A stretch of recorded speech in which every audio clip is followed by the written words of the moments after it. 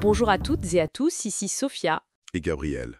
Bienvenue sur Confluence. Aujourd'hui, on se penche sur des informations assez préoccupantes. Il s'agit d'une attaque israélienne, apparemment d'envergure, contre l'Iran. Ça se serait passé dans la nuit du 13 au 14 juin 2025. Oui, on va essayer de décrypter un peu tout ça en se basant sur ce qui circule dans la presse, là, ces dernières heures. Notre objectif, c'est de voir ensemble les faits principaux rapportés, les réactions, et puis de replacer ça dans le contexte régional qui est déjà particulièrement tendu. Tout à fait. Alors, entrons dans le vif du sujet. Alors, les toutes premières informations, elles décrivent une opération vraiment d'une ampleur assez rare. On parle de 200 avions de chasse israéliens qui auraient été mobilisés. 200 avions, oui. C'est un chiffre énorme. C'est considérable. Ça suggère une planification très très poussée, j'imagine. Bah oui, si ce chiffre est avéré, ça indique une volonté de frapper fort. Et sans doute sur plusieurs fronts en même temps. Et sur les cibles, qu'est-ce qu'on sait? Les sources parlent de sites nucléaires et d'installations militaires importantes qui seraient disséminées à travers le territoire iranien pour toucher des cibles comme ça, aussi variées, aussi protégées. Ça demande une capacité de pénétration, une coordination assez impressionnante, quoi. Oui, c'est clair. Et puis, il y a une information qui revient avec insistance, c'est la possible mort du général Hossein Salami. C'est le chef des gardiens de la Révolution. Ah oui, Salami. Alors là, si sa mort était confirmée, ce serait un coup extrêmement dur. Vraiment au cœur du système de sécurité iranien. C'est une figure centrale, donc... Ah oui, bien au-delà de son rôle purement militaire. Sa disparition, ça créerait un vide difficile à combler et ça enverrait un message très très fort. D'accord. Et ça explique sans doute la réaction très ferme du guide suprême Ali Khamenei. Il a qualifié ça de crime. Oui. Et il a promis un châtiment difficile et douloureux. C'est une rhétorique assez guerrière, quand même. Oui, tout à fait. Ça montre bien la gravité de la situation telle qu'elle est perçue à Téhéran.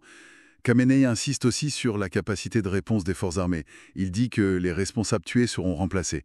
C'est une manière de montrer que l'État tient bon, malgré le choc. Mais plusieurs analyses soulignent un point important.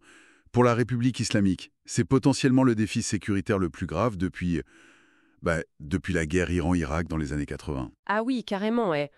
Pourquoi cette comparaison avec les années 90 ? Qu'est-ce qui rend la situation si critique aujourd'hui spécifiquement ?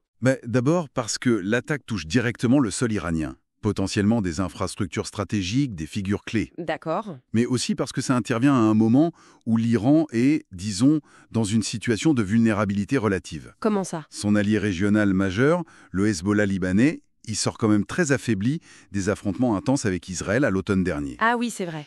Donc cette dégradation de son principal relais régional, ça limite forcément les options de réponse indirecte pour Téhéran. Et cette vulnérabilité perçue, j'imagine que du point de vue israélien, ça vient renforcer une posture qui est là depuis longtemps.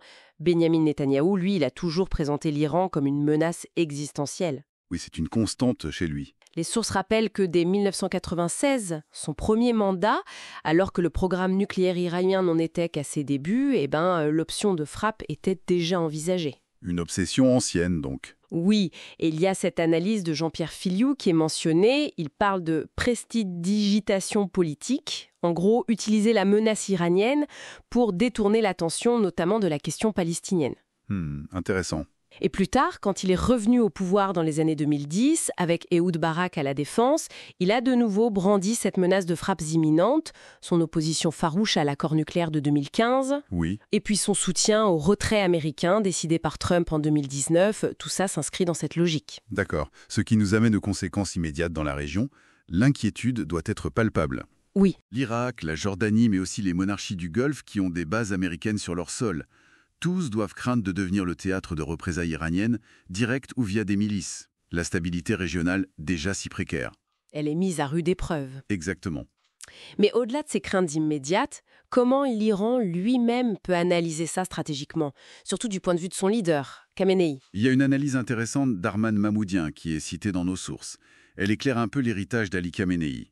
Depuis qu'il est arrivé au pouvoir en 89, son but c'était de faire de l'Iran une puissance régionale incontournable et d'attendre le seuil nucléaire. Via son programme et ses alliés, l'axe de la résistance. C'est ça. Or, les événements récents, depuis octobre 2023, ont sérieusement écorné cette stratégie. Le Hezbollah affaibli, le régime d'Assad, allié clé, renversé en Syrie.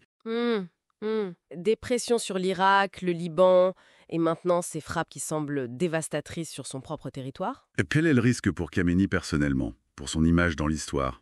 Le risque, d'après Mahmoudiane, c'est qu'il reste comme un leader qui, malgré ses ambitions et une certaine prudence calculée pendant des décennies pour éviter la confrontation directe, il aurait sous-estimé la détermination de ses adversaires. Et qu'il aurait finalement entraîné l'Iran dans un conflit majeur, très coûteux. Potentiellement sans avoir atteint ses objectifs stratégiques ultimes, comme la capacité nucléaire militaire avérée. C'est ça le risque. Bon, pour résumer un peu, on est clairement face à une escalade militaire majeure.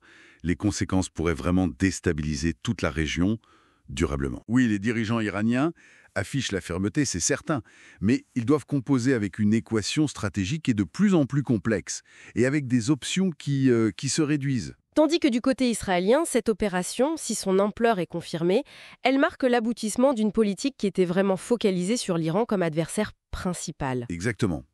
Et la vraie question maintenant, je pense, au-delà du cycle immédiat des représailles contre représailles, c'est de savoir si cet événement marque un vrai tournant stratégique. Est-ce que l'équilibre des forces dans la région est modifié pour de bon? Quel avenir pour le programme nucléaire iranien après ça?